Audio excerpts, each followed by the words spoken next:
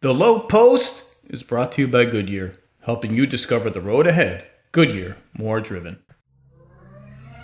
And now, the Lowe Post. Welcome to the Lowe Post podcast on a Thursday afternoon. We are now 6 days from the NBA draft and some undetermined amount of time, I think probably 4 days from the lifting of the moratorium on transactions, and all the GMs have itchy trigger fingers and everyone's ready to do some stuff. So why not have the general manager of the Washington Wizards, Tommy Sheppard, on? Tommy, how are you? I'm doing great, Zach. How are you doing? I'm hanging in. We're almost there. It's just long. Everything's taken very long. But you're well, your family is well?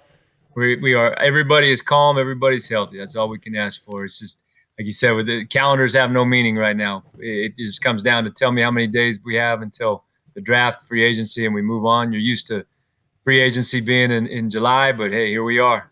Have they November never hurt anybody?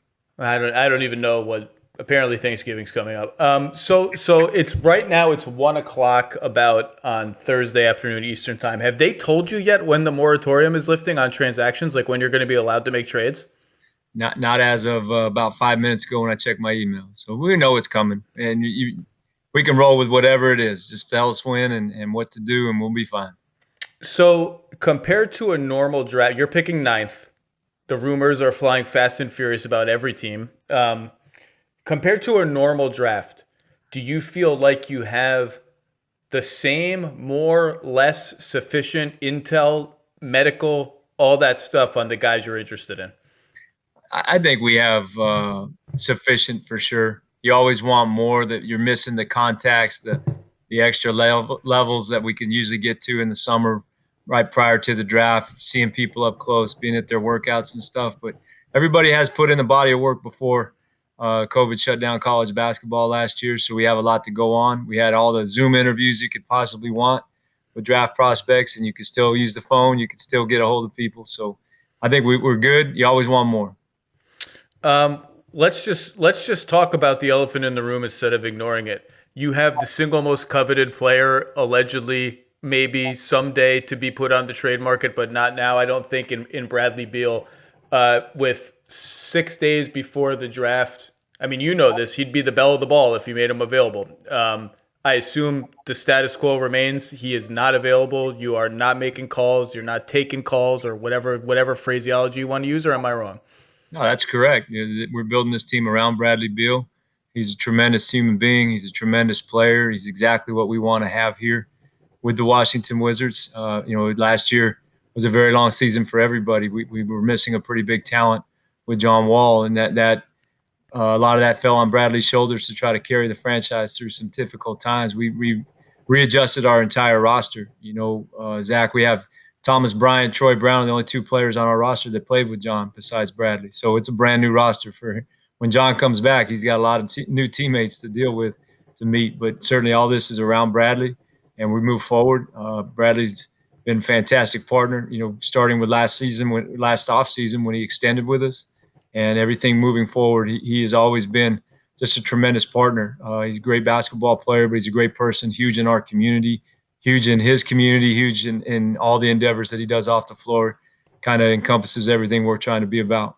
So as of right now, no matter what offer comes in, Minnesota calls with X, whoever calls with X, you have no plans or intentions to move Bradley Beal. That's correct. What do you do? Because people call. I assume people call you. Do you just throw your phone across the room, or are you polite? You're unfailingly polite. You just very politely tell them, "Can we talk about the election, or can we talk about something else besides this?" Oh, you're always trying to make your team better. There's other players to talk about. Who on your team can we talk about? Okay, well, let's talk about them. So they call the Wizards, Bradley Beal. No, we're building around him. So that ends that conversation, but you pivot to other players on the roster or what else is going around the league. So there's always plenty to talk about. You've seen John playing. I think you've gone. Have you gone to visit John? I visited John several times this summer. I visited Bradley as well. You try to stay out of the gyms, but certainly I've watched his progress. John's got more video than the Star Wars series out there on Instagram and different places about himself. But his progress has been tremendous. We're really excited to get him back on the court. Yeah, I don't care about the Instagram videos. I care about like I don't know if have you seen him play like more than 10 consecutive minutes of basketball? I've had access to videos that are several scrimmages in a row, and he looks tremendous. Um, and so you're confident that we're going to get something like I mean I feel like I don't even remember the last time I saw him play. It's been a long time. You're confident that you have the all-star backcourt that you had before. I would say when you come back from an injury and you've been out for 2 years, it'd be presumptuous to say it's the John Wall that left us. Actually, I hope it's better than that one because at that time he was playing hurt. But when John and Bradley were at full health, you could take it back to the year we lost to Boston in the conference semifinals in Game 7. That was a very impressive backcourt and something to build around, and that's what we trying to do. But then life happens, right? And you get injuries and things happen, and you have to move on. Like I said, we changed our roster around, but those two pillars are still here. And Bradley's done everything possible to improve his play while John's been out. Now you add John back to the mix. I think we got a formidable backcourt. And in the meantime, we added some young pieces. Thomas Bryant is showing down the middle. Drafted Rui Hachimura. We need to re-sign Davis Bertans, and then you got pieces to work with around that. And we're just trying to add depth, quality depth, and get better. Well, let's talk about that because there's been some Bertans rumors. I mean, you know better than I do that you could sign and trade Davis Bertans for lots of stuff. Is he a part of your core going forward as you see it? Yeah, we ended the season saying that was our offseason priority, and that nothing's changed there. Davis fits our team perfectly. I think we fit him perfectly. The opportunity he had to play with Bradley Beal unlocked his game, and he took it to, he showed the whole league he's one of the best shooters. Now you add John Wall, who's over 10 times a game. I think it's going to be hard to guard. Somebody's going to be open on the court, and that makes it exciting for Davis. Let's talk about some of your young guys that went to the bubble and I think for better or worse sort of changed their perceptions a little bit. Let's start with Thomas Bryant. I'm very curious about Thomas Bryant. I've actually written he's been in my 10 things column a few times because I'm intrigued by him. I'll just put it to you bluntly. Can Thomas Bryant be a starting center on a good playoff team, or is he a really, really good offensive spark plug backup center? Well, I think you got to – I never try to put a limit on a player, especially one so young like Thomas is. He's got to keep making progress. He's shown us he's a starting center for the Washington Wizards, and we want to be where you say, so he's going to have to show he's worthy of that, and I think he's put in all the work. Now he's got to come in, produce, and that's not pressure on him. That's something we would talk about if he was sitting here with the three of us. Thomas knows he's got a great opportunity to play major minutes with two very good players, Bradley Beal, John Wall. He's going to get a lot of – the ball's going to find him. The ball finds energy. Thomas's game is based on his energy. And I think he's shown he's a three-point shooter too. So where we're headed to, we want to be back in the playoffs. He's on our team. That's the hope. I think he can be a really dynamic offensive center. I don't think there's any question about that. And I was glad to see that was the single biggest change, I think, for any of your players in the bubble was that he took all the long twos. He didn't just dabble in threes. He was like, I'll take 6, 7, 8 a game. And he looked pretty smooth doing it. To me, the question is all about defense and rebounding because that's gonna determine the answer to my question. Would you agree with that? Absolutely. I think we can do much better helping him by just containing the dribbler, right? There's so much penetration last year. We didn't do a great job of impacting the ball offensively. So Thomas is constantly under attack. That gets a little old, certainly, and he's getting in foul trouble. And he's got to learn to keep his hands up, certainly move his feet. But he's made some progress. But we can certainly help defensively, stopping the ball and do a much better job before it ever gets to the paint attacks. And I think that's what we're working on. It's our big priority in the offseason. I put Rui Hachimura, second-team All-Rookie, on my ballot. We filled out those ballots before the bubble. I think if there was anyone on your team among the core young guys who people watched in the bubble and said, that didn't quite meet my expectations, it's Rui. What do you think happened, and how do you think he fits on next season's Wizards team? I think he's a perfect fit. And I take away from the bubble, it's kind of it was for us. I'm not saying it's a glorified summer league, not at all. But the bubble game showed us an unlikely lineup of players out there. It didn't have Bradley, didn't have Davis, didn't have John. Everybody kind of had to step up a chair. And as you know, in a High School Musical, you start taking away the top line, the next line up doesn't sound as good. And that, for us, it was a great opportunity for Thomas to get a lot more shots than he normally get. Troy Brown the same way. What I think for us defensively with Rui, I think he's gotten much better since if you go back to the trade deadline, his defensive numbers were much improved. Rui was able to take a lot more threes in the bubble, and that's something we're really going to be on him to do to be effective for us. I think he needs to be able to spread the floor. But I think the games maybe you remember him were the tough games. He played very well early. The last game he wasn't able to play in, so I give him a little incomplete. But the body of work for throughout the season, he actually had 3 seasons, right? He started out, was playing great, got injured, came back, didn't miss a beat, was playing great, COVID, closed down, now you come to the bubble. That's a very bizarre rookie year for anybody. But for him, I think he proved he's going to be somebody we can count on in the future to be a very consistent performer at his position, but he can guard other positions. Try to put the ball in his hands a little bit, let him guard threes. He's actually pretty good at guarding the big threes. And we just got to build on that. But there's a great body of work that says he had a good rookie season. Thanks for voting. I thank you. Hey, look, he was one of the last 2 guys on. I thought about it. I like him as a player. I like his feel for the game. Does he walk into camp as the starting 4 next year? Does Troy Brown have a chance to start at 3? Where are we on the forward spots? No, certainly. I think he's the incumbent there at the wing. There's going to be opportunities for Troy. There's going to be opportunities for Isak Bonga. Certainly, we got to wait till after draft and free agency and see how all that settles down. But certainly, Rui coming in has the starting job. Troy ended the season as a starter, and he has to nail that down.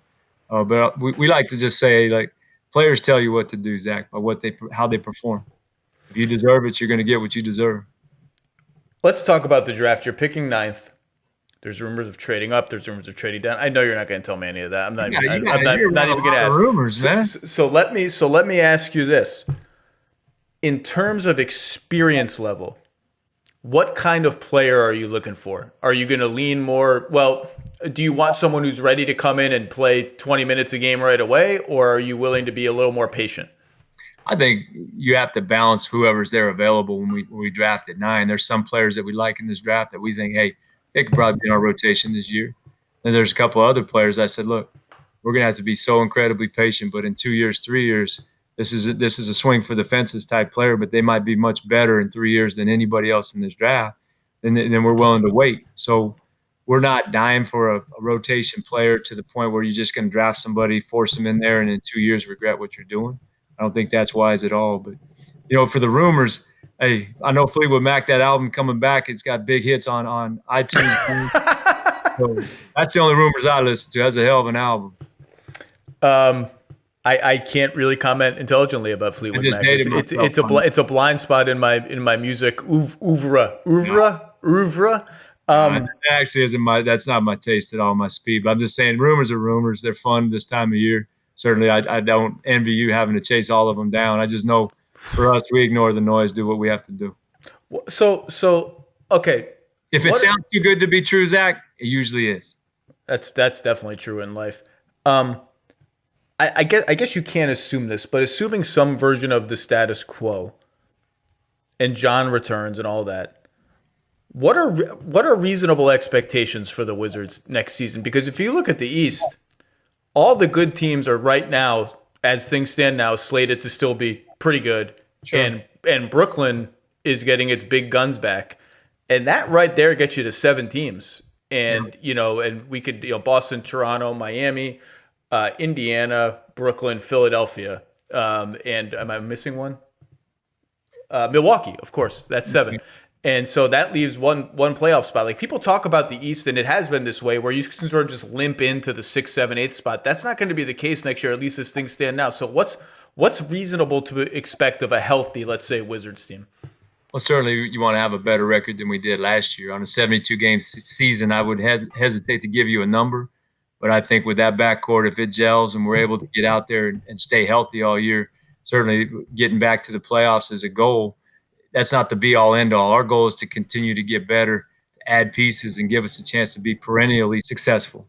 If we just said, hey, make it all in, let's go, make or break playoffs this year, that would really hinder our future. And that's what we're trying to show Bradley, hey, you come here, you're going to have a chance to win every year, get to the playoffs every year, and extend your playoff experience every year. And to do that, it does require some luck, certainly, but being patient is a priority for us. We don't want to do something that would really hinder your future.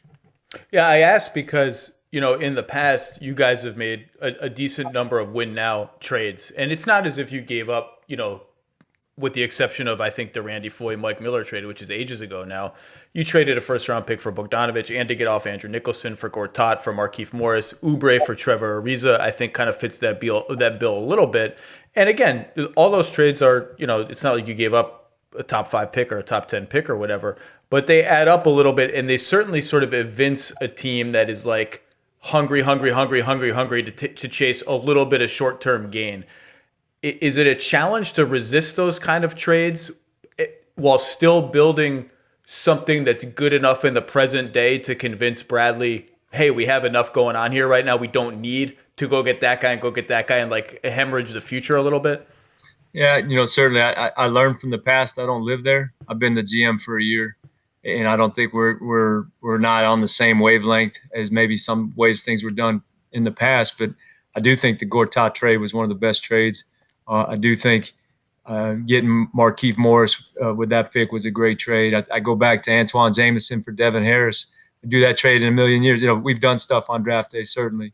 But for me, and where I see the Wizards collectively with our coach, with our staff, our front office group, is to do the right thing legacy-wise. We're going to put the strongest team in place so it can grow for the future. That's the most important thing, to get that quick high off of 2 more wins, 3 more wins, but what it costs you, a draft pick that could help you in the future, that's not worth it to us. But what we do want to do, we certainly want to give a little bit more veteran presence to help finish games. Last year, I think we lost 14 games we had fourth quarter leads in. And a lot of times it's just getting that one shot that you don't take, the one stop that you didn't make, makes the difference. And rookies learn, the hard way sometimes. And certainly this year, nice thing about having 8 guys, 25 and younger, 7 rookie contracts, those guys are all, they still have opportunities to get better and learn. But sometimes you learn better sitting on the bench and letting somebody else show you how to do it than getting out there and getting cooked by yourself. I do remember a game where we played Chicago here, and we had the lead last second situation, and where Isak Bonga made a foul right at the buzzer, and we ended up losing that game in overtime. And he learned from that. Later in the season, we had a similar circumstance. Isak stood tall, and we won a game. Same kind of situation. So watching his growth, and he's just 21, we think he's going to be an exciting defensive wing for us. But you have to let those guys get better, and the only way they can get better is by playing. Can he shoot it well enough? Can Bonga shoot it well enough to reach that ceiling? I think he continues to evolve, and he's improving. You never know who shoots it well enough till you get out there and play the games. I saw the work put in, and I've been very impressed by his progress. Now you have seen a lot over the years. With how many years with the Wizards now? Like 16? I'm going into my 17th year. You've seen a lot. We don't have time to get into all the stuff you've seen, nor would you want to get into all the stuff you've seen. You wouldn't want to see some of the stuff I've seen. No, and a lot of it was very public. But John got a lot of scrutiny for that Instagram video that came out with him partying and all that in the offseason. I don't particularly get bothered by stuff like that, but because it's John and the Wizards, it becomes a thing, right? So when something like that happens in your organization, like, what is it like for a GM? Are you on the phone with John right away? Is it a huddle up? Like, what happens? Well, certainly it's very disappointing to see something like that. And knowing the person, the character of John Wall, it's just a difficult conversation, but you can't get framed if you're not in the picture, right? And we could say that's not who you are, that's not who you are, but if you're in that photo, a photo goes around the world before you have a chance to explain it. He made atone for it immediately. He apologized. The incident, you got to put the past in the past. Like I said before, learn from the past, don't live there. If it happens again, now you got a situation where you say, okay, you didn't learn from that. I think John learned plenty there. It certainly hurt him. It hurt the franchise, but he made atone for it, and we got to move on. You accept an apology, and as long as it doesn't happen again, hey, we all learned from that. But certainly it didn't represent who John Wall really is. If you look in the millions of dollars he's donated to charity, the hours and things that he does can be undone by one photo. So that was kind of our big conversation. Certainly he knows I was disappointed. I watched John grow up. When he came into the league, 18, 19 years old, now he's 30 years old, has 2 kids. We used to talk about everything but having, where now, I talked to him about how to tell your kids to go to bed, how to get them to go to sleep before we used to talk about basketball. So we both evolved. He's a father. I'm a father. We have more to talk about. But something like that betrays his true character. That's not who he was, but that's what the photo showed or the video, whatever you're saying. But we put that behind us. I think John made the best way to learn is if it happens again, then you didn't learn from it, right? So hopefully it doesn't happen again. Well, I have to say, I've said all this before, both to John and publicly. Like, I really hope we get John Wall back because I think I did a whole Sports Center video essay about this. I think he's actually an underrated passer, and his floor vision, because he's at his peak anyway, he's so fast and so explosive. I think his vision and his anticipation has gotten overlooked. But damn, is he fast and explosive. And John in the open court is one of the most exciting things in the NBA, full stop. And I've also said this, like, everyone, the Wizards, you probably feel this. Everyone like, oh, so Wizards, hashtag that's so Wizards. There's JaVale trying to dunk from the foul line and Blatch and this. People laugh at the Wizards a little bit here and there. But, like, John and Brad have been no joke in the playoffs. And you can say it's the East, blah, blah, blah. You destroyed the Raptors one year. You beat the Bulls one year. You pushed the Pacers one year. You might beat in the same year you beat the Raptors, you advance to play the 60-win Hawks. You might win that series if John doesn't break his wrist. Like, I can tell you from talking to people around the league all those years, like, no one's excited to play Wall and Beal in the playoffs. Like, no one looks the sheer talent of those two, like, gets the attention of the best teams. It's not like they're not scared of them, but it gets their attention. And actually, you look at some teams, like, again, it's West versus East. Like, the Clippers won 3 playoff series in 7 years or something like that. Like, you guys have won, it's again different conferences, but I think there's a tendency to sort of gloss over that these guys have done pretty well in important moments. Yeah, absolutely. Brad and John, they've shown in playoff atmosphere their game raises up. But I ignore the noise, Zach, when you refer to guys. Hey, JaVale and Andre, those guys haven't been here for 10, 12 years. So if people want to keep talking about that, I kind of, what can you do if people want to dwell in the past? I really focus on this year's team and what's ahead of us. We're really exciting. Like I said, we got 2 players left from when John last played. So it's a totally different roster. Scotty Brooks is a proven coach. When he has a healthy team, we have 49 wins. When we had a healthy team, we were going to the playoffs. So we got to give him a healthy team, and let's see what he can do. I know what John and Bradley can do, and I can't say enough about them, their ability to rise their game up in the playoffs, and certainly I think we can do it again, like you said. And our biggest challenge right now is to manage expectations as we get to the starting line, make sure everybody's in the best shape, we're in the best health, and then, the whole rest of the season, one of the words we're going to speak of every day is respect your fellow man, the compliance that it's going to require for everybody to live a safe, healthy life for each other. This is where we're really going to have to be the brotherhood, and everybody, let's take care of ourselves for each other. Is there anyone in this draft? I don't know where you guys ranked on defense last year, but it was not good. Is there anyone in this draft who can step in and help your defense? I think there's several players that could, for sure. But what's really going to help us is a healthy John Wall, continuity, a little bit more repetitions. That whenever we had a chance to get on a good defensive run, it was after the trade deadline, and certainly that changed the complexion of a team that was 30th. The only reason we were 30th is because there were only 30 teams, right? But we went from 30th to 14 pretty quick, and really that's just a couple more stops a game, a couple more 50-50 balls, and what we've got to do a better job on is forcing misses. We got to do a better job defensive rebounding. I think those things will take care of itself. And John was on the all-defensive team at one time. Bradley, when he doesn't have to play 48 minutes and carry the load offensively, Bradley's one of the better two-way players in the NBA.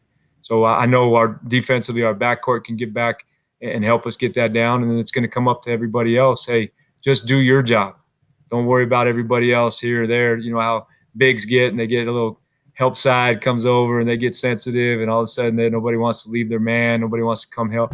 We got to relieve all that stress. Hey, do your job, do what was asked, and everything works itself out. And that's where our emphasis has really been. Our coaches have been just laboriously poring over ways to get better defensively. And Scotty's got a good training camp planned, and we're excited for what's ahead. Speaking of, you talking about John and fatherhood and how you guys talk about that. You have a little bit of an unusual family setup for school that I think you were like ahead of the game when the pandemic hit. Could you please explain to listeners who may not know what is going on in the Sheppard household pre-COVID? Well, Zach's referred to, my wife and I have 27 years. We have 7 children. And we homeschool. We made a decision when we got married, we were going to homeschool our children because we assumed at that time I was working at UNLV, but we assume if you're going to be in athletics, you're going to get fired every couple of years and have to move around and do all this. Well, fast forward 27 years, I've been 2 places, but throughout it all, we've homeschooled our children. So we've had 2 graduate from college, 2 in college, and 3 on their way. So far, so good. The hardest part is the PTA meetings when the kids want the teacher fired and the teacher wants everybody out suspended. I'm the dean for that, the dean of mean. But Zach, throughout COVID, I've been trying to help my children with their homework, and I kind of hear it in their voice. I leave the room and they say, "Hey, you got to help me. Dad just screwed this all up." And so now I'm in charge of lunch and PE and try to help those kids out when I can. But my wife is a saint. The homeschooling's been great, and they've been able to help their friends a little bit adjust. With it, when you're a homeschool kid, you kind of recognize when it's new. I think everybody they're great at making friends so quickly. But the Zoom stuff, they're doing Zoom. They do a co-op school as well, 2 times a week. So they're on Zoom and they get that piece. But everybody's missing their friends, no matter where you're at, and that's hard. So what do you do? I mean, I don't even know there are ways to find curriculum and all this, but what do you do? Like if a senior in high school came to me and was like, this chemistry problem is flummoxing me, I would just say, well, you're out of luck. You ask a chemistry teacher. I wouldn't know what the hell I'm supposed to, I don't know anything.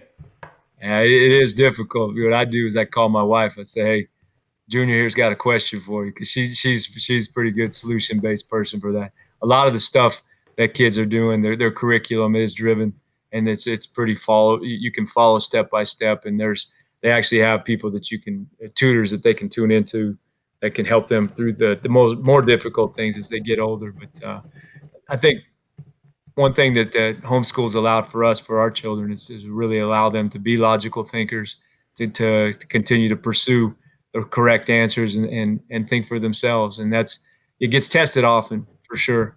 And certainly they know not to ask me because I don't know half of what they know. But I think the results for us have been fantastic. I don't go out and recommending it to people, but if people ask me, it's been great for us.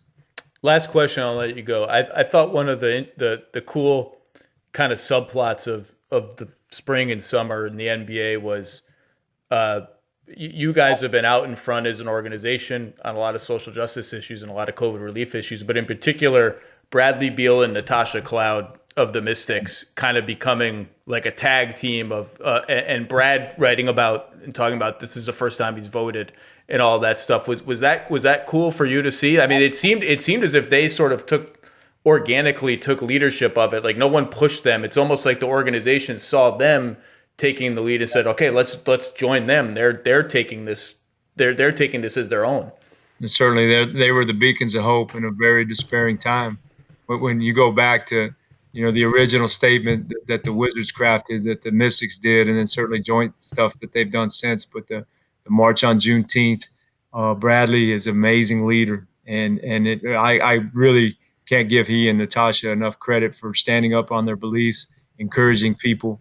The time that we were in the bubble, some of the access that we had to great people that just only emboldened all of our players and our education level, from Stacey Abrams all the way through. We just had some amazing access. And what was the Stacey Abrams thing? I don't remember that. Stacey Abrams did a Zoom call with our team, with the Mystics as well, and was basically laid out her plan of what was going to happen in this election month on that election day. Her story about how she completely got screwed over being the governor of Georgia, and that makes sure, when you realize that she helped over 800,000 people register to vote, and you look at the election results and you don't tell me that she didn't make a difference. And she convinced all of our players, you can stand up and make a difference. We had people register to vote in the bubble, and so much of that was inspiring. But our story was inspiring to her too. And I cannot give enough credit to John Thompson III, to Sashi Brown, to Sashia Jones. It starts with Ted Leontis' leadership. But they, behind the scenes, have made so many things available to our players. If it was Malcolm Jenkins, Ibram Kendi, we've had the best of the best speak to our players, inspire our players. and they take it from there. And certainly for them, I told all of our players, I stand with you. I stand next to you. Your voice, our support. There's nothing that we can do that's going to take us backwards. But we're all going to be challenged. You know, the bubble's over. We're out. There's a new world we're going into. We cannot recede. We have to move forward. We have to continue to push forward on these social justice issues and stand for what we said we're going to stand for. You know, if you can do what you say what you do, then you've accomplished it. T-shirt slogans and stuff like that, they fade. But your actions are really what people are going to judge you on. And I think I have no problems whatsoever. I have extreme confidence Bradley's going to continue to lead us, Natasha, in those areas. But with the support of our ownership group, and like I said, Sashia, Sashi, John Thompson, those people have been wonderful support system for us as we move forward. Well, you're in the right town to get some good meetings, to take some good meetings. Listen, you've got a lot to do. The draft is coming up. Trades are going to come flying. I appreciate you making a little time. One day we'll do this over a beer in Vegas, and we can tell some good old Wizard stories and UNLV stories and stuff like that. Now is not that time. You got work to do. Tommy Sheppard, sincerely, good luck. And it's a big offseason. Good luck to you. Hey, Zach, thank you very much. It's great to see you. And I can't say enough about your support system. You guys have a great day. Here's the deal. When it comes to insurance, State Farm sets the bar. They make everything about the process easy. You manage your coverage, pay your bill, or file a claim from the palm of your hand thanks to the State Farm mobile app, which was awarded Best Insurance Mobile App in 2019. That's a big award. They truly care. With 19,000 local agents, they're able to get to know you and provide options that fit your personal needs. But most importantly, you can rely on State Farm to give it to you straight. Just helpful advice and the answers you need when you need them. So when you want the real deal in insurance, go with State Farm. Like a good neighbor, State Farm is there.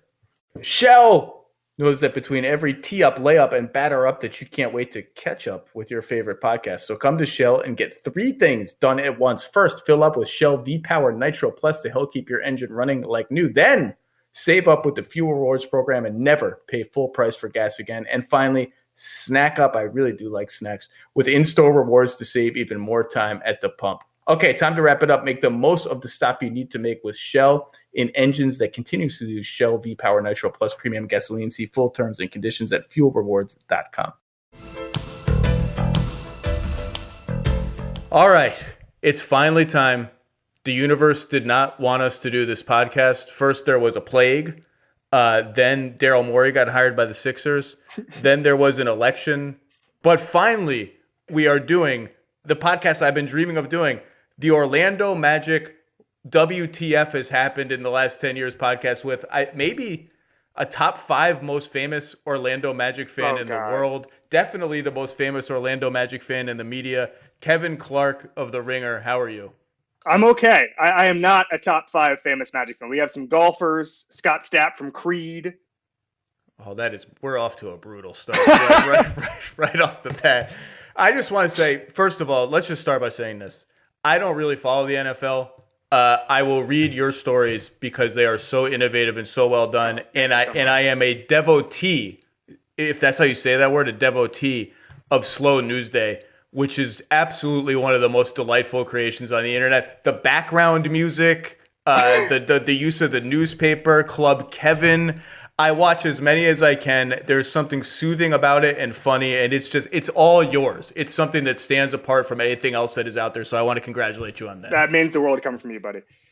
Well, longtime listeners know I am fascinated by the plight. It's a plight now of the Orlando Magic. It's a plight. And so I just need to know what it's like to follow this team and what you want going forward. And luckily, we have a news peg to help us. So, Kevin Clark, do you want the Orlando Magic to try to trade for Russell Westbrook, who has maybe not requested a trade, but wants, quote unquote, wants out? Do you want them to? There's only like 4 or 5 teams where it's not on its face insane for them to trade for Russell Westbrook, and your Orlando Magic are one of them. What do you want, Kevin Clark? I want Russell Westbrook. I don't know if he would want to come. I mean, if you have a house party and you open the door and Keanu Reeves is there, you're going to let Keanu Reeves in, but you're going to say, what are you doing here, Keanu Reeves?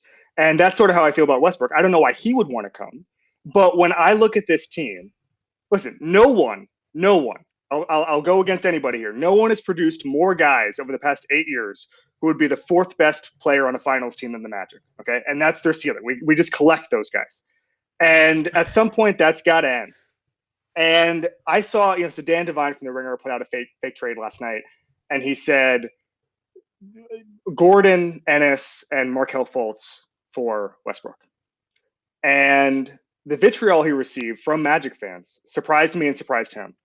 And a lot of people said, there's a lot of talk, oh, well, that doesn't fit the timeline. And I understand the timeline got screwed around by the Jonathan Isaac injury and all that stuff. But at the end of the day, you're kind of saying, what timeline? Where is this going? Who's running these Doctor Strange simulations that tell us, 1 billion times over where this is going? Because I've seen what this core is, and we only have the non-taxpayer mid-level going forward. Not a lot of spending flexibility. We can trade Gordon or Vooch and sort of understand the return we're going to get, but we're not going to get a superstar. And this is a team begging for an all-star. And, the original sin, and I think Hammond and Weltman are way better front office guys than Hennigan was. But the original sin of the Magic is that the last two regimes have felt that shooting can be developed and scoring can come later and all that stuff. And it just hasn't happened. And the last 4 years, they haven't been above 24th in scoring in the NBA. The defense has gotten much better under Clifford, thank God. That's why they're able to make the playoffs now. But I just think I went from reading Aaron Gordon for Kelly Oubre rumors 2 days ago to Aaron Gordon for Russell Westbrook. And for me, that's an upgrade. I don't think that the ceiling is very high on this particular group. I remember something very clearly. Adrian Wojnarowski did a podcast with Russillo last fall. And they said in player movement, you're just waiting for the next guy to get pissed off. And that's what the Magic have been waiting for. And now they have that. And I don't think they will because they're a more conservative front office. But I would love to see them make this move because, it would diminish Russell Westbrook's career to say that he would be the Magic's Jimmy Butler. But he would be the guy who he's the superstar where everything would flow through it. And you'd kind of get to see if there's a culture and where the other pieces fit. The funny thing is when you talk to people about some of the more woebegone teams in the NBA potentially trading for Russ, you hear like, well, it'll help them sell tickets. And you're like, wait a second, there are no tickets. No one can go to games. Like, that's not even an applicable argument. So you're younger than I am. I believe it's the monorail episode of The Simpsons. Yes. Is that the one with the escalator to nowhere? Remember the escalator to nowhere where people are just riding the escalator and they just fall off and die? As one of Springfield's great investments of the past. That's the timeline that the Magic are on right now. Their timeline is the escalator to nowhere. So there is no timeline. I agree with you. That Dan Devine trade. So the challenge of trading for Russ for the Magic is obviously the contract is the contract, but you have to give him a team to play with, right? Like you have to give him, like, you can't, if you trade Gordon plus Fournier plus something, he's going to get there and like, okay, cool. Vooch is still here. If Fultz is still there, that's a pretty terrible fit, Fultz and Russ together, which is probably why Dan put him in the trade. But you can't just trade for him and give him like no veterans to play with. And Jonathan Isaac is hurt, so Al Farouk Aminu is now your starting power forward if you trade Aaron Gordon. So he gets there and he's like, oh, cool, like I get to play Russ ball again. Like that's fun. Like I get to play the way I want to play, but I don't really have a team here that can do anything. But it sounds like you've reached the point with the Magic where you just want to shake it up. Just like spin a wheel. Let's spin a Magic wheel and then a wheel of all available players on other teams and just whatever they land on, let's make a trade. Yeah, that's the point I've reached because I've seen the ceiling, which is that in game one against good teams the last 2 years, they've been frustrated by our length. And listen, the team, the Magic's length and the front office really loves length and athleticism, and that shows up in the playoffs sometimes. They get hot from the 3-point line. And they steal a game. And I just don't know what would be needed to progress beyond that except a superstar or a total sort of soft rebuild. And I think it's much easier to just take the superstar that might be available than try to do the soft rebuild. Or, Kevin O'Connor's talked about the Magic trying to get into the lottery, the mid-lottery. I understand all that, but, I cover the NFL. And the shortest and easiest path to contention every single year is a great quarterback. And that's true of superstars in the NBA. And instead of saying, why don't we make 4 low-key moves, the answer is just to get a superstar. So I am of the theory I would do anything. Listen, I'm going to be 90 years old living in Boca Raton golfing every day and saying, Magic could use a little more scoring. Magic could use a little more scoring. I mean, I've been doing this for 8 years. And to get a scoring superstar would be unbelievable. It would not solve all our problems. This would not be perfect. But I just need a shake-up here, okay? Does he make you any better than the eighth seed that you currently already are, or are you just more fun? Is it just a more fun eighth seed? So with Isaac, which would be 2 years from now, that's a 4 or 5 seed. I think Isaac, he's the only person. He's the only person on the roster right now who does anything elite. Okay. I think you're looking more at 6, 7, 8 seed right now, as currently constructed with Westbrook. But you're looking at fun. You're looking at just unlock the other pieces and see what you have. And see, I just think that you need some fun. And listen, this has not been a fun 8 years. And the worst part of it, Zach, is you can't even sound smart when you're analyzing them. We've gotten out of the wilderness a little bit. But in 2014, 2015, 2016, everything was so wrong you couldn't even put your finger on what was wrong. I mean, like in crunch time, the Magic would just they would lose games because someone fell down or someone threw the ball out of bounds, or there wasn't any. I remember the low point. I remember I didn't watch a game for a week because our crunch time play was called for Shabazz Napier, who missed it. And it's like, what are we doing here? And so I think there needs to be a light at the end of the tunnel as far as the reward goes. There's a not famous, but there's a play that always I remember where Hazonia, who they picked 5th in the 2015 draft, I believe, was on like a 4-on-1 and tried this fancy no-look behind the back pass that went out of bounds. And you could see Frank Vogel just die. Like just like a little bit of him died. And I remember I texted Frank like a clip like, hey, you hanging in? And he didn't respond. And I was like, maybe that was mean. Maybe that was too mean of me to text. The first game that my now wife, then girlfriend, went to in Orlando was 2013, I think. And we lost on the last play of the game because Gustavo Ione, who had the ball to win the game, was fouled and then missed the free throws. And I remember looking at her and saying, this is it's probably good that you're getting acclimated to this so quickly. Do you remember how you got Gustavo Ione? I do. It was a sign and trade with Ryan Anderson. So of the many themes of the what the happened since the Dwight Howard trade, one of them is you can forgive a lot of what they've done, and we'll talk about their draft history, okay, which is actually I don't think quite as bad as it appears. Their complete failure to maximize like fringe assets and players is like criminal. And signing and trading Ryan Anderson to the Pelicans for Gustavo Ione is like, how did this happen? And like they home run trade for Tobias Harris, right? Like they trade JJ Redick to the Bucks and they get Tobias Harris, who is everyone's like sexy. Why isn't he playing more prospect? Develops okay in Orlando. Then in what I can only assume is a fit of rage and impatience from Scott Skiles, who was the coach of the Orlando Magic for a very short period of time, and maybe the business side as well, they give Tobias Harris to the Pistons for the expiring contracts of Ersan Ilyasova and Brandon Jennings, which is one of 5 trades in the last 10 years that when it happened, I was like, this is incorrect information. This can't possibly be the trade. So it's fitting that your girlfriend, now wife, that Gustavo Ione, forgotten NBA player, and I don't even know where Gustavo. It's fitting that she was integrated into Magic fandom through Gustavo Ione. Absolutely, what an experience for her. So can we just run through, just for fun, the other plausible Russell Westbrook? Absolutely. So The Athletic just reported already, so they're spoiling this. To me, the single most plausible one in the NBA is the Charlotte Hornets, which is what the Athletic is now reporting, that they've emerged as a suitor. I actually don't know that that's true. I poked around a little bit last night and got a little too early to talk about kind of feedback. But they're just a team that's like, well, what else do we have going on? Like, what else are we gonna? Why not? So, like, you have you have an expiring contract of Nick Batum, which is $27 million. Nick Batum plus Terry Rozier, done. Let's wash our hands of it. The question is, like, what does Houston have to get back? Like, if they get back a load of nothing, and I actually don't think Terry Rozier is a load of nothing. Terry Rozier is a decent player who could play with James.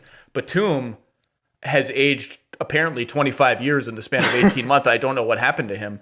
But if you don't get back enough where James says, oh, okay, like I get what you did here, then you've just accelerated the James Harden unhappiness to a dangerous point. So it's that complicates them. So Charlotte, but that complicates any Russ trade is that Houston, I would assume, wants something back that helps their team. So Knicks, I said on TV yesterday that I think I said I would be surprised if the Knicks were super interested. I'm going to walk that back a little bit and say this. I don't know the Knicks' interest level right now. They have been projecting some form of patience or by Knicks standards, patience during this prolonged offseason. But they are one of the teams that could literally get Russell Westbrook for free. I mean, they have the cap space. So they renounce a couple guys, decline a couple options. They don't need to trade Houston anything for Russell Westbrook. But that, again, raises the possibility of, or the question of, Houston probably needs to get something back. And I don't know what the Knicks have that would interest them. But given their cap flexibility, I'm not going to disqualify the Knicks and their record of impatience here and there, frankly. I'm not going to disqualify the Knicks. Are there any other teams that are interesting to you, Kevin Clark, besides the Magic?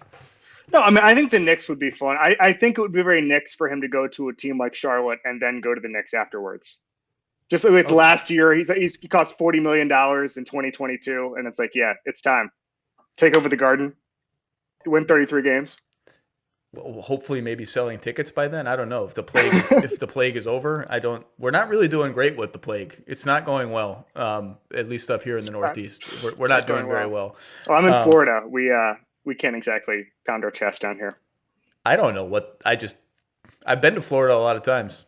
It's something. My favorite team, if it were plausible, is Chicago. That would be the most fun team because you have Otto Porter's expiring contract, and Otto Porter can play with James. Thaddeus Young can play with James. Boom, done. The math works. You throw Russ in there with Levine, Markkanen, Carter. Just let him go crazy. Create shots for everybody. Sell some theoretical tickets in Chicago where everyone is so discontented with the franchise at this point, or now obviously hopeful with this new front office regime. Mm-hmm. And, boom, have a little fun for a couple of years. What's wrong with that? Become a little bit of a problem in the Eastern Conference. Like a minor problem, but a problem. Alas, I've never talked to Billy Donovan. Well, I've talked to Billy Donovan about Russell Westbrook on the record. It's mostly been vanilla stuff. I don't know that he took that job with the thought of, I might coach Russell Westbrook again. That seems to be an impediment to me. Is there any team that in the Eastern Conference that Westbrook makes a legitimate finals contender? Any realistic team? Yeah. I don't think any realistic team. I don't think any of the – I mean, you could build some crazy deals where he goes to Philly, but I just don't see any of that. I don't see anything like that transpiring. But, look, you can be surprised. I'm just going to look at the standings now. I don't think Boston gets involved. I don't think Toronto gets involved. I don't think Milwaukee – Miami, no. Indiana, he wouldn't make a contender. Brooklyn is probably almost certainly a no. Yeah, there's no. Detroit will get mentioned too. Detroit will get mentioned too as, again, just sort of a why not. We have Blake Griffin's contract. That one would surprise me a little bit. Look, I get surprised all the time. The NBA is crazy. I just see Detroit as probably not. Probably not. So you're rooting for this. You want just shake it up. Let's have some fun. I'd like to see something. Yes. I can't do another year, especially with the Isaac injury. The Isaac injury screws up our timeline so much because I think there's a lot of projection you could throw on there where you say, okay, he develops and maybe they climb up the standings, all that stuff. And now that that's not there, I've seen this movie before. I've seen Fournier and Vucevic and if Gordon stays, Gordon and Terrence Ross. I know what this looks like. I've seen it enough. We're all set there. Let's retrace some history. Where were you and what was your reaction when Dwight Howard was traded? I know. I was in Green Bay, Wisconsin, covering my first NFL training camp. Wow. And it was so the Wall Street Journal, where I was working at the time, covers the Olympics wall to wall. And so they were just like, do whatever you need to do at training camp. You're not writing an NFL piece until after the Olympics, so do whatever. So I remember being very relaxed in Green Bay, Wisconsin, just getting a little research, and then I saw this. And it was a relief a little bit. It was the same feeling I get when you ever in a thunderstorm on an airplane and then you just get out of it and you realize you're just not going to be in a thunderstorm anymore. It was that sort of feeling where it's like, okay, we don't have to do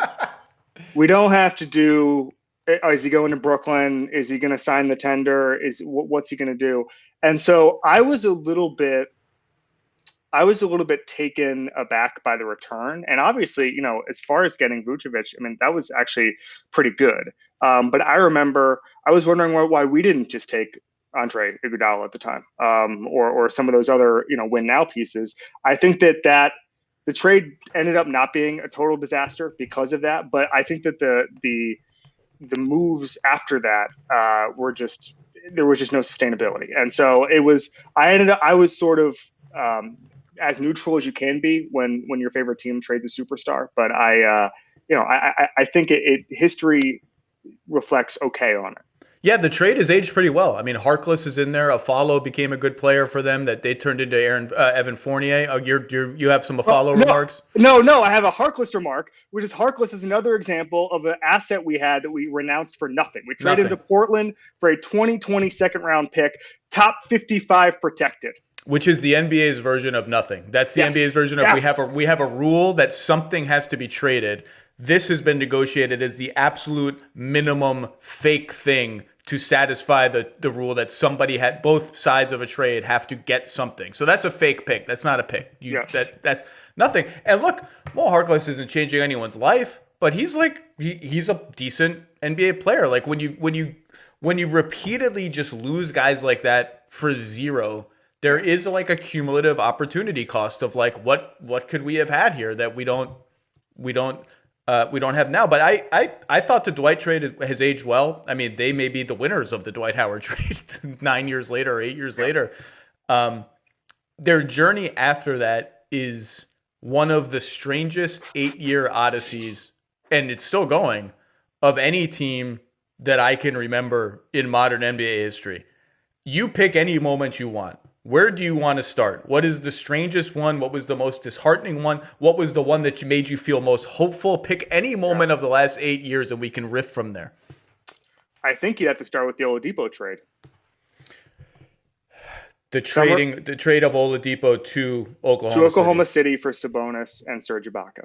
Sabonis goes to Oklahoma City in that Yes. Yeah. The Magic had drafted him. I think that was a last gasp effort, and also Bismack Biyombo was signed that year. That was just betting on a strategy that made no sense at the time. It continued to make no sense. The Magic had to offload Ibaka for Terrence Ross, which obviously he's off the bench. He's a great scorer, but they just made so many of those trades that there was a point, and this is probably true of every point in history for the Magic rebuild, that the players we had given away or traded would have destroyed the current team at any time. And that was the problem with that trade. So you end up getting rid of Oladipo, who obviously would have solved all of our problems had he developed the way he later developed in Orlando. And we ended up with Terrence Ross. Fine player, not Oladipo. Let's flip that around. Oklahoma City trades Serge Ibaka. Come on a little trip with me, Kevin. Okay. They turned Serge Ibaka into Victor Oladipo and Domantas Sabonis. They turned Domantas Sabonis and Victor Oladipo into Paul George. Yep. They turned Paul George into 5 first-round picks, 2 pick swaps, and Shai Gilgeous-Alexander. So in a roundabout way, they turned Serge Ibaka, nice player, into 5 first-round picks, 2 pick swaps, and a guy that I think will make 1 or more all-star teams in Shai Gilgeous-Alexander. That's incredible. That's just absolutely an incredible journey of transactions. It's not incredible if you understand the deep, nuanced history of Orlando Magic transactions. It's the exact outcome I would have predicted. Like, yes, Oklahoma City will take these assets and flip them. It's very similar. The Patriots had this with Jimmy Garoppolo, where they traded Jimmy Garoppolo and then they ended up with like 20 picks because they just kept trading them until they just had everything. That's what smart teams do with assets. You can go down the list, by the way. We gave and I'm not saying Kyle O'Quinn is anything, but they just renounced Kyle O'Quinn or they traded him for a 2nd round pick, just like Harkless. They did that. Dwayne Dedmon, they just renounced him that's a good one. Yeah, for no reason. Wave Joe Harris.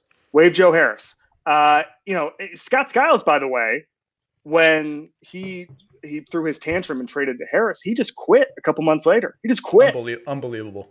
And reports are, if you read those stories at the time, that he wanted to quit before the Harris trade. So he was sabotaging the team when he knew he was going to quit. So it was unbelievable. So when I hear that the Thunder taking those assets and turning them into positive things for 6-7 years, I'm not surprised because that is par for the course for that Hennigan front office.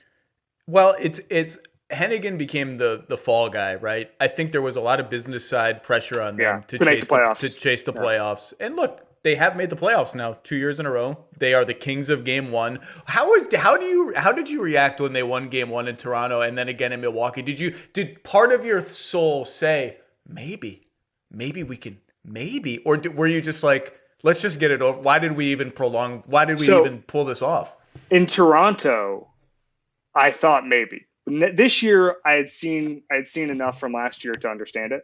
What I would say, the funny thing that's now developed is the Game 1 every year, I'm so sure we're going to lose, so I don't invite anybody over. I just sit there, I watch the game analytically, whatever, and then I get hyped, and then I invite everybody over for Game 2, and we just get destroyed. And then it's like, why did I do this? Why did I believe like this? So I think that Toronto. I actually flew to Orlando to watch that Toronto series. And the game's in Orlando. Game 4, I recall, is a competitive game where it was like Orlando gave it their best shot and Toronto had to play pretty well to win that game and go up 3-1. Yeah, I think it was game. That might have been game 3. One of the games in Orlando was like the gut punch game where Orlando gave it a run and Toronto rallied and won. Yeah, so I was not at that game. I was at the game where the Magic waved the white flag, and we just saw Pascal Siakam bully the entire Magic roster into quitting. So that was less fun. Did you boo? Did I boo? There were probably some booing. There's probably some booing. I wouldn't have booed against the Bucks this year because I now understand the limits of the team. But there was probably some booing. So 2016. Let's let's revisit the summer of 2016 for a second. Yes. Great. They trade for Serge Ibaka, which I thought was actually, I was kind of an Oladipo pessimist that he ended up proving me very wrong. I actually thought that trade was like semi-defensible. It became less defensible when they paid Bismack Biyombo $72 million or whatever it was. And they already had Nick Vucevic on the team. So that's 2.5 centers, depending on how you classify Serge Ibaka. They already had Aaron Gordon on the team, who needs to play 4, but this is the ongoing saga of the Magic. They have small ball 4s that always end up playing 3, from Tobias Harris to Aaron Gordon. Then they were like, we got some money laying around. Jeff Green, you want $15 million to come on in? You look at that. In the year of our basketball gods, 2016, an NBA team had Bismack Biyombo, Serge Ibaka, Nick Vucevic, Aaron Gordon, and Jeff Green on the same team and all making a shit ton of money. That is, I just remember being astonished. Like it's still astonishing. It's still astonishing. Yeah, Jody Meeks was on that team. I mean, the funniest, I think the best thing about the Magic is just you get to learn about bottom of the roster guys throughout the league. Like I was looking up this morning, just trying to figure out the funniest person who's played for the Magic. I think it's Josh McRoberts. Oh, that hurt. I like Josh McRoberts. I like Josh McRoberts too, but I liked him a lot less when he played for my favorite team. Can I tell you the funniest Magic moment other than the Hazonia pass that sticks in my head? I bet you remember this. Do you remember opening game of the 2013-14 season? Magic Pacers, I think. Yeah. Andrew Nicholson explodes for 20 points on 8 of 9 shooting. And because it's the first game of the season, it's the first Nerd League Pass game of the season. Yeah. All of Twitter is Andrew Nicholson is number 2 trending topic. They've really found something in Andrew Nicholson. I bet that's his career high. Do you remember that game? For some reason, I remember it vividly. I remember it vividly too. And I also remember believing in Andrew Nicholson because there's a St. Bonaventure sort of group in media. That's and right. I know them. I had been talked into Andrew Nicholson being the next great. We're gonna have to retool the top 50 NBA players of all time to make room for Andrew Nicholson. That's what I was believing going into that. And so I was like, oh man, the hype is real. It's happening. It's happening. Because the thing is, and this sort of goes to your point about Ibaka, is everything with Hennigan always felt well thought out. And so I always was able to sort of justify it on the front end and say, hey, this is going to work. Andrew Nicholson, eye for talent. Here we go. And it turned out that Hennigan was actually quite a good doubles hitter, but that's just not how you build a team. And so, yes, it is. the summer of 2016 was kind of the year where we started to all sort of realize that this was heading in no direction that was productive. Well, and if you to your point about what you just said about Rob Hennigan, if you go back at their draft and look at their draft history, they're kind of the story of like how much luck you actually need when you play the lottery. So in 2013, that's the infamous Anthony Bennett draft. They take Oladipo at number 2. After him is Porter, Cody Zeller, Alex Len, Nerlens Noel. Like, if you redrafted that draft, the 15th pick, Giannis, would go number 1. The 27th pick, Gobert, would go number 2. And the 10th pick, CJ McCollum, would go number 3. Like, what are you, like, Victor Oladipo was the correct pick there. Like, there's just nothing wrong with that pick. 2014, they take Aaron Gordon at 4, okay? Yep. The next picks are Dante Exum, Marcus Smart. You could argue Marcus Smart, Aaron Gordon, Julius Randle, Nick Stauskas, Noah Vonleh, Alfred Payton, which we will talk about. And then you get into the end of the lottery with Levine and Warren and Nurkic. Like, not a bad pick. No, and that's the draft, if you remember, where the Magic reportedly were like praying, asking, begging Porzingis to stay in the draft because they were going to take him, and they couldn't convince him. The next year, Porzingis enters the draft. They're at 5. They're one spot too late. They take Hezonja. You want to hear the next picks after Hezonja? Willie Cauley-Stein, Emmanuel Mudiay, Stanley Johnson, Frank Kaminsky are the next 4 picks. Then Miles Turner at 11, fine. And then the Devin Booker is the home run. Devin Booker. Devin Booker wanted to play for the Magic, inexplicably. There's a headline out there. He asked the DeVos family to draft him. Is that true? Yeah. You're never. I'm not going to say anything. You said the D word. You said the D word. I'm moving on. And then fast forward 2018 is the Luka trade draft where they're at 6 and they take Mo Bamba. And I remember there being some Trae Young buzz and like, are the Magic trying to trade up to get Trae Young? But the problem is if 1 and 2 are set at Ayton and Bagley, okay, and 3 and 5 want Luka and Trae, they're not going to trade down to a position where they can't get those guys. And so that leaves you trying to convince Memphis to trade 4. And Memphis loved Jaren Jackson Jr. Like, I just don't think they had really any chance or any real hope to get up there. And you look at all of those draft picks and you're like, they're not bad. They're actually like good picks. And it just shows you like the luck of getting the number 1 pick in the Anthony Davis year or the Zion year or the LeBron year. It's like, there's no skill in that. It just happens. And then you have the luck of getting the number 2 pick and they always fall in the lottery. The lottery is like, you know what? They're still paying for the karma of the Shaq Penny back to the Shaq Weber / Penny back-to-back lottery wins. They're still paying. And then Dwight a decade later. That's right. Since Dwight, the lottery's been unkind to them. But like you look at those draft picks, right? And you're like, fine, not bad.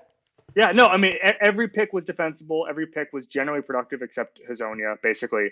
And so I don't think you can really blame him. It was just Hennigan for the draft. So it was just a lot of bad luck. It was just winning the second pick in maybe the wrong year, even though Oladipo was the pick that year. So I think his drafting was significantly better than his, I guess, asset management, you'd say.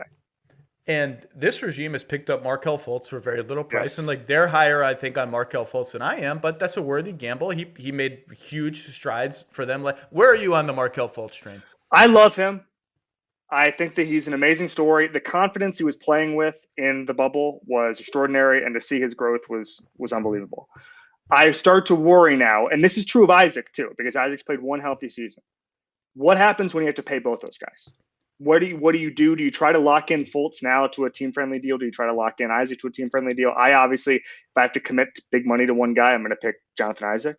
But I start to worry about overpaying Fultz for the trajectory he's on, I guess you could say. As we see where this is going, why don't we give it another year and see what happens? See what happens next year. See what happens. And obviously, restricted free agency is always a risk in these situations, especially with high upside guys.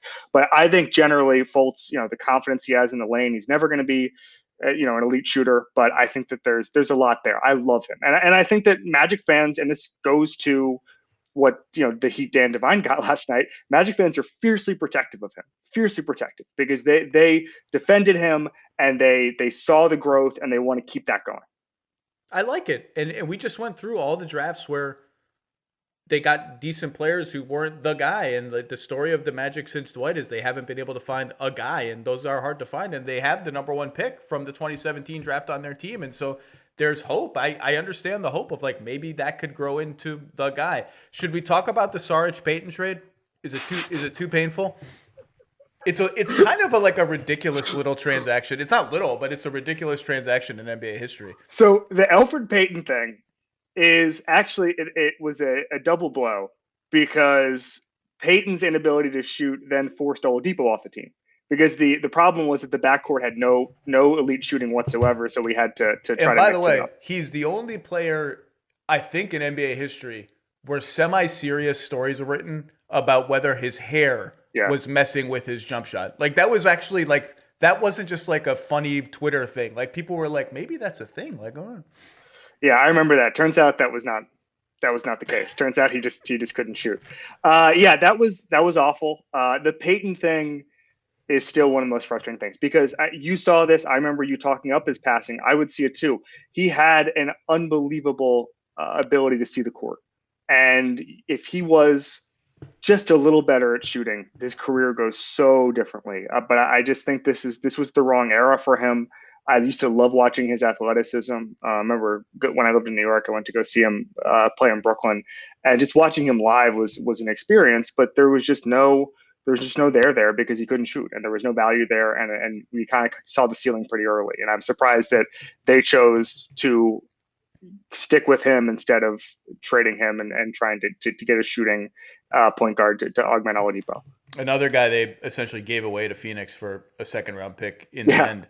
Also, never was the defender that people thought he was going to be. Like that was supposed to be his calling card, and he never became. He's active and he can rove the passing lanes. But so to review, the trade was the Sixers take Alfred Payton as just to be mean because they have some source of information that the Magic want Alfred Payton, and they say, "Oh, you want him? Well, come get him. Like we want your pick, which was 2 picks later, I think, with Dario Saric. Oh, and by the way, you have one of our picks from the Dwight trade. From the Dwight trade, we want it back. Do you know who that pick became? If I'm tracing it correctly, I remember, but you have to remind me. If I'm tracing it correctly, after a pick swap with the Kings, it became De'Aaron Fox. Oh, right. Yeah. Amazing. Savvy move by the Magic. The odyssey of that pick.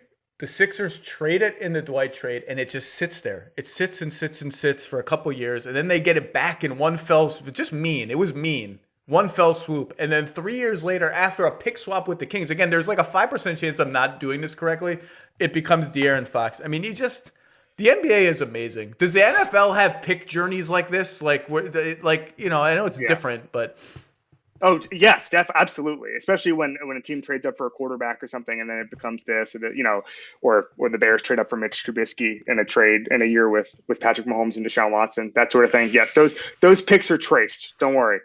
Let's end with this. Let's say they don't get Russ. Okay. What are you hoping for the next 3 or 4 years? Do you want, if they don't get Russ, do you just like, let's just tank a couple times and try to get the number 1 pick? Like, what is the route that you want them to take to relevance? Okay, so trust in the front office is probably pretty important here. Isaac getting healthy, again, is pretty important here. Obviously, the core needs to be shaken up, whether that's Vucevic or Gordon. The mid-level, apparently everybody has the mid-level this year, and there's just not a lot of good players available. I saw Jordan Clarkson rumor the other day. That's kind of where we're at, and you're shivering. I'm doing the same thing. I think that there's a path. I think Bamba can develop as, his shot blocking analytics are pretty good. His rim protecting analytics are pretty good. I thought it was interesting. Josh Robbins had a piece the other day about how teams drive at Mo Bamba all the time, because I guess the word is out that the narrative is that he's bad at the rim, but he's actually pretty good once he's there. I thought he made real strides last season before the stoppage. I am pro Bamba generally. And so I think that there's probably a path there with a couple of these guys, but I'm all in favor of a soft rebuild because there's not a lot of flexibility. Fournier is going to, I would guess, opt in because of how little money there is to spend, even though he would be kind of the belle of the ball as far as free agents, because there just aren't any. So I to answer your question, I would tear it down to about I wouldn't strip it for parts, but I'd tear it down to about 25% of where they are, and just let this front office get their guys in, because I think that the Hennigan guys, and listen, some of these guys are good assets, but I just don't think that there's any building there. And as many lottery picks, as many first round picks, as many young guys this front office can bring in, the better. Fournier is interesting because I agree with you. I would bet on him opting into $17 million, and then he becomes a $17 million expiring contract. Fournier is a good player. I just think he's in over his head for his role in Orlando, particularly in the playoffs. But then you face an interesting decision if you're the Magic, because you have taken pride in making the postseason, and in both the last two seasons they've kind of surged toward the end and convinced themselves, hey, maybe we're actually like a really good team here. But if you start slow, and again, the top of the East and the middle of the East are better next year, the playoffs are no given, you almost have to consider trading Fournier for whatever you can get, because I bet they could get like a lottery protected first for him. This is the same thinking Sam Presti is doing right now with Kelly Oubre, right? Like, there's going to be a lot of teams jockeying to win the championship. A lot of teams think they have a shot at it. A 3-and-D wing or a 3-and-whatever wing with some playmaking ability, like, we're going to be able to get a pick for that. And I think if you're the Magic, if he opts in, I don't have real good intel here, but I doubt they want to pay him, 4 years, 75 on his next contract or whatever. Like, you got to think about it. But if you're rolling, maybe you just roll it out and play it out. I don't know. I mean, that is a little bit how the Vucevic thing happened. Is that it looked like he was going to get moved 2 years ago, then he becomes an all-star. All of a sudden, we've got him on the books of this big contract, and I think he's outperformed his contract. I think he's a good player. He's a legitimately really good player. Nick Vucevic is really good. He just requires a style of play that is not totally flexible. You have to, and here's my take on Vuce. Okay, I don't like the band Mumford and Sons. If you ask me, I would say I don't like the band Mumford and Sons. Okay, fair. But when Mumford and Sons comes on, I like loud rock, punk rock, all that stuff. But every year, I look at my Spotify Top 100, and Mumford & Sons is on there, because every time I hear a song, I go, oh, I kind of like this. And with Vooch, if you say to me, do you like having him on the team? I go, no. He clogs the, it's half court. There's no pace, whatever. But every time I watch him, I go, oh, thank God he's on the court. Oh my God. Thank God. What would have happened if he wasn't there? We would have scored 34 points in this game. He's a good passer, all that stuff. He's a security blanket. I don't know if you play 2K, but when I play 2K, nobody gets open, nobody hits threes, and I end up just passing it to Vooch for a 10-foot jump shot. And then you do that enough, and you realize, well, that's actually what the Magic are doing, is that they don't have any other safety valves, and it becomes Vooch. And so I think that he's helpful to have around. I just think if you're aiming for something more, he can't be your best player. It's Vooch as Mumford & Sons that's a great place to end. So I hope we can reconvene in a year or some period of time when some interesting stuff is happening, because my obsession with the Magic is legitimate. I don't do it to make fun of them. I think rebuilding in the NBA is really hard. It's been an incredible, strange path for them, and I like talking about it. So thank you, Kevin Clark, for coming on to talk about it. Kevin Clark, you can read him at The Ringer. Slow News Day is every week, right? Once a week. Yep. Every Tuesday. Every Tuesday. It's must watch, even for a guy like me who don't and you get unbelievable guests. Who did you have recently? Peter King, Joe Buck, Mark Ingram, Ravens running back. Your Super Bowl stuff was just, when you take it on the road in the Super Bowl, it's just delightful. Kevin, thank you very much, man. Thanks, Zach.